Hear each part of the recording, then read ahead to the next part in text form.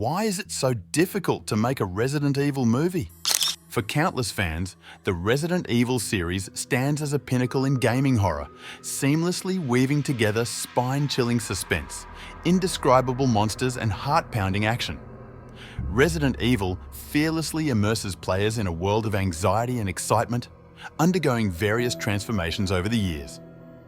Sometimes it plunges into methodical survival horror, while other times it propels adrenaline-fueled gunfights into overdrive.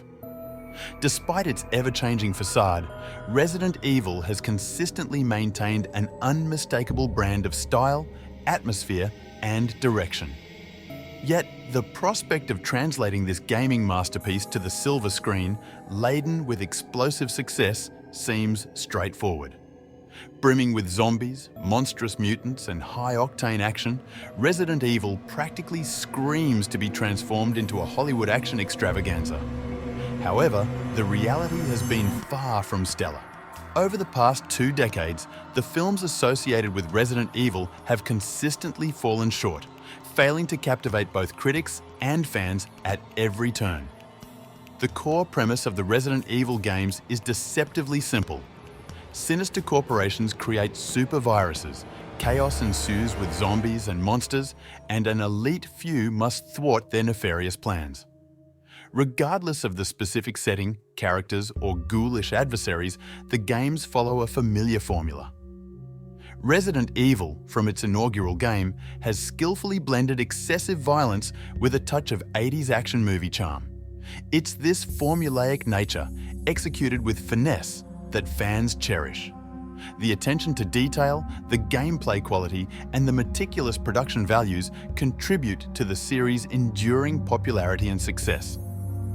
However, the cinematic adaptations have struggled to capture the essence that makes Resident Evil beloved among gamers.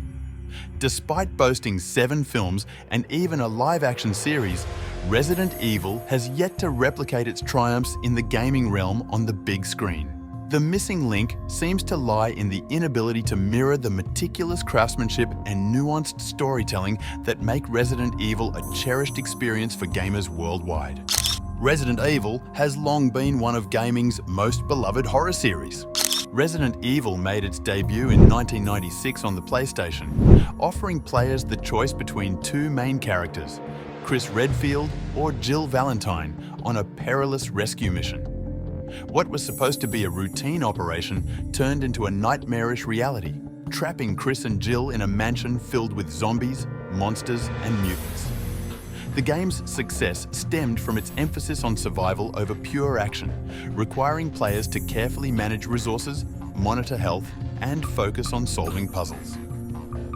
The subsequent titles, such as 1998's Resident Evil 2, 1999's Resident Evil 3, Nemesis, and 2000's Resident Evil, Code Veronica, continued to evolve the series while maintaining its distinctive gameplay. A significant turning point occurred in 2005 with Resident Evil 4, which abandoned the classic fixed camera angles and tank controls in favor of an over-the-shoulder perspective. This installment introduced a heightened focus on action, featuring precise aiming and the introduction of QuickTime events, influencing not only the subsequent Resident Evil titles, for example, Resident Evil 5, Resident Evil 6, but also numerous other action games. In 2017, Resident Evil 7, Biohazard marked another shift, adopting a tense first-person shooter gameplay style. This departure continued with 2021's Resident Evil Village. Despite the series' evolving directions, Resident Evil consistently defied industry norms and pioneered new trends, solidifying its status as a trailblazer in the gaming world. The Resident Evil films decided to take their own approach to the game's established characters and lore. In 2002, Paul W.S. Anderson directed Resident Evil, a film starring Milla Jovovich and Michelle Rodriguez that garnered significant attention upon its release. At the time, video game adaptations had a mixed track record, and with Resident Evil being a major AAA gaming series, anticipation was high for its cinematic debut. Fans were expecting an adaptation featuring Chris and Jill navigating the Umbrella Mansion in the Arklay Mountains, culminating in a showdown with the tyrant. However, the film took a different approach, presenting a stylish action movie with zombies. The familiar characters of Chris and Jill were replaced by original characters like Alice, Rain, and Kaplan, who explored the underground lab, The Hive, controlled by the AI Red Queen. While the movie incorporated some game elements, it was essentially Resident Evil in name only. A direct sequel, Resident Evil Apocalypse, based on Resident Evil 2 and 3, was released in 2004.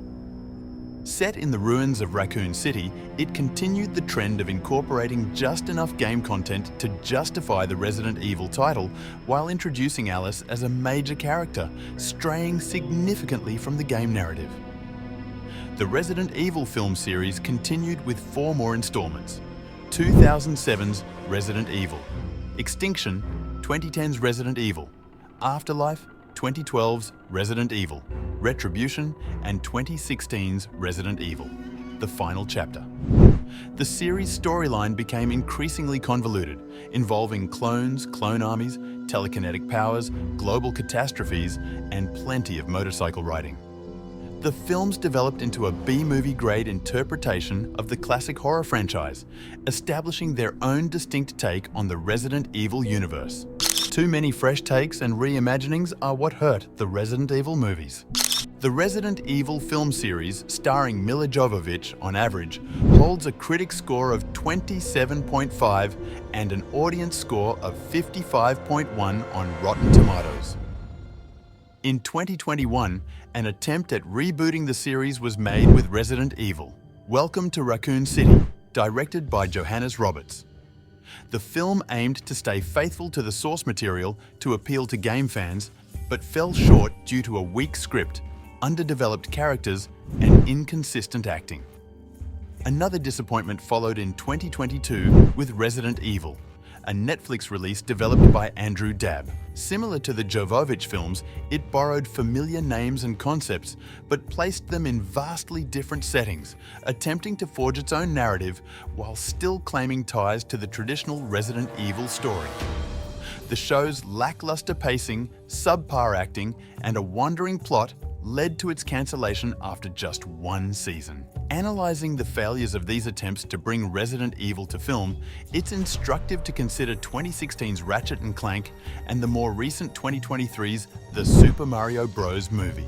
Both films successfully catered to the desires of their respective fan bases by faithfully translating the beloved games to the big screen. These adaptations avoided drastic reinterpretations, original characters, or attempts to broaden their appeal beyond the gaming audience.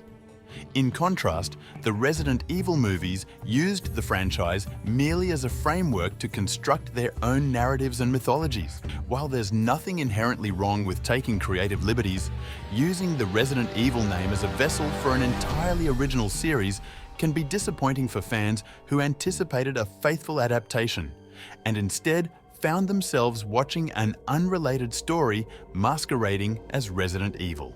Making a good Resident Evil film is still possible with the proper amount of care and detail.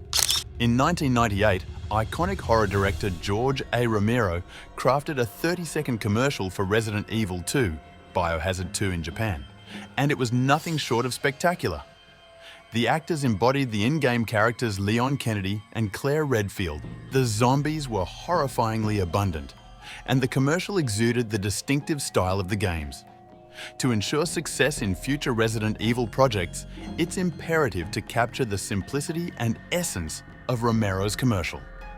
For upcoming Resident Evil adaptations to resonate with fans, they must adhere to the formula of the Romero commercial.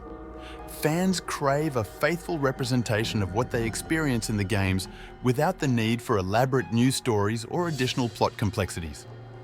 The desire is not for fresh, original characters to overshadow those from the source material. Instead, fans yearn for the iconic elements of the games to come to life on the screen. Recent remakes of Resident Evil 2, 3 and 4 serve as ideal examples, skillfully reworking established content to justify revisiting while retaining the essence and authenticity of the originals. A successful Resident Evil film is within reach as long as filmmakers believe in the strength of the source material and remain true to the core elements that captivated audiences from the beginning. And there you have it, folks. That wraps up our deep dive into the world of Resident Evil and its cinematic endeavors. If you enjoyed this video and want to stay updated on all things of gaming, make sure to hit that subscribe button and ring the notification bell. Don't miss out on future content where we explore your favorite franchises and delve into the latest gaming news. If you have any thoughts on the Resident Evil movies or suggestions for future topics, feel free to drop them in the comments below. We love hearing from you. Thanks for watching. Until next time, take care and may your inventory always be full of herbs and ammo. See you in the next one.